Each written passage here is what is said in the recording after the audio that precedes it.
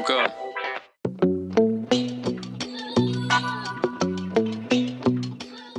Hey guys, how's it going? It is Miles Gaming, and in today's video we are going to be talking about the Swordfish. The Swordfish got released a few weeks ago in the new Battle Pass, but since I haven't been playing much, I just didn't play whatsoever, so it took me a while just to unlock this. And honestly, it's not that bad, and it's actually really fun. But obviously we have to talk about the Gunsmith attachments first, and then we'll show my opinions at the end of the video, or after the Gunsmith bit of this video. So let's go on with the first attachment. The first attachment, I'm gonna go with the Monolithic Suppressor.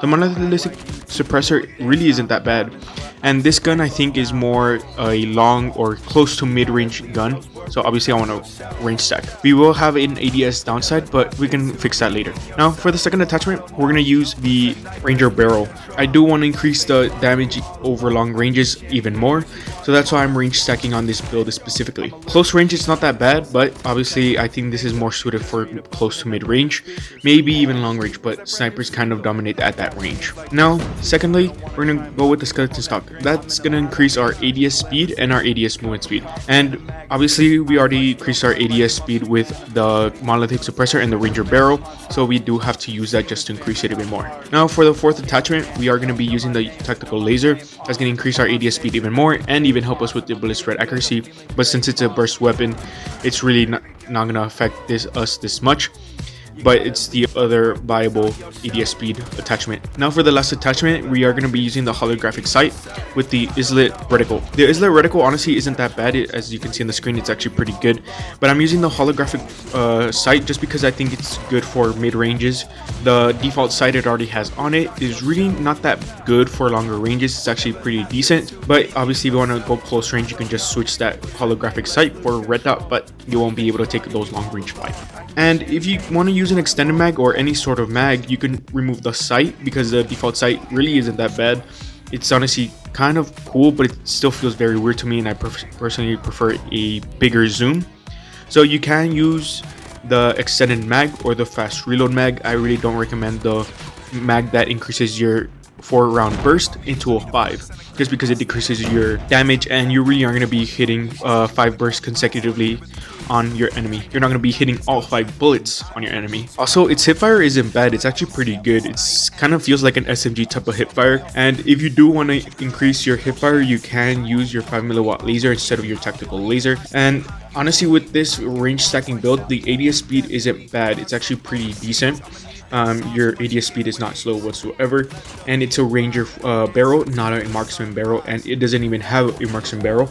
So honestly, it's not that bad. We actually did pretty good. As you can see on the screen right now, or as you saw on the screen right now, range is honestly not that bad, and honestly it's so satisfying hitting that one burst, and you can honestly hit it super consistently, and it's honestly really fun to use. I'm not going to be providing a BR build for this video just because I really haven't been playing BR for the past month, and if anything, I'm either using the Fennec or the SKS, and I don't know why, but I just haven't been playing BR whatsoever, and I think BR is pretty fun, but I just haven't touched it. This build isn't really too bad for SND either because you already have that suppressor.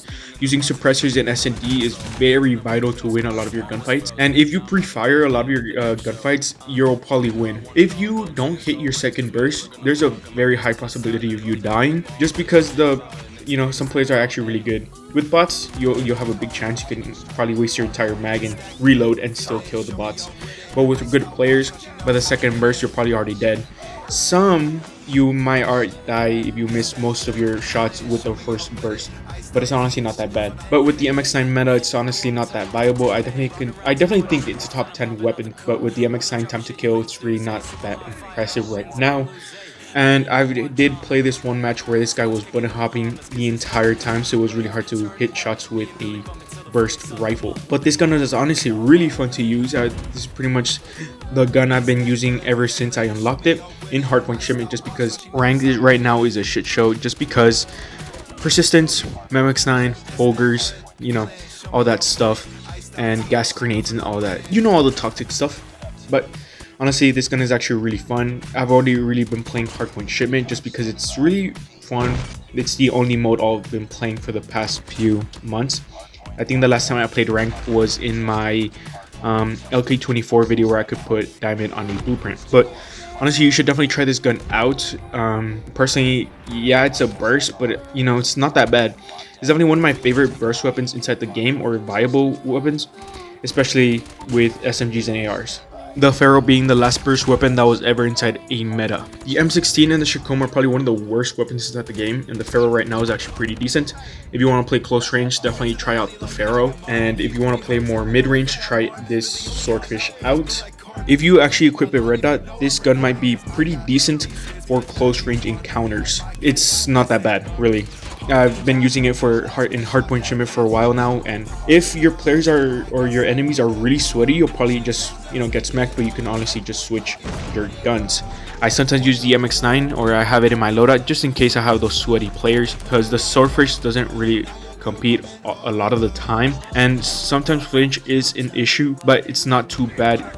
I think the only time you'll really struggle with this weapon is behind head glitches, if your enemy is behind one, because you will struggle quite a bit just because they're behind a head glitch and you are using a burst rifle, so you'll be struggling a little bit more.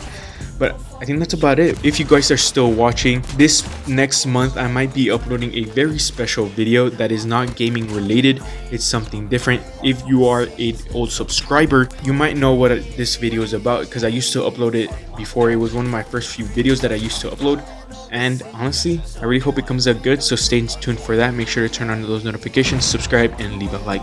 But other than that, I'll catch you guys in the next one.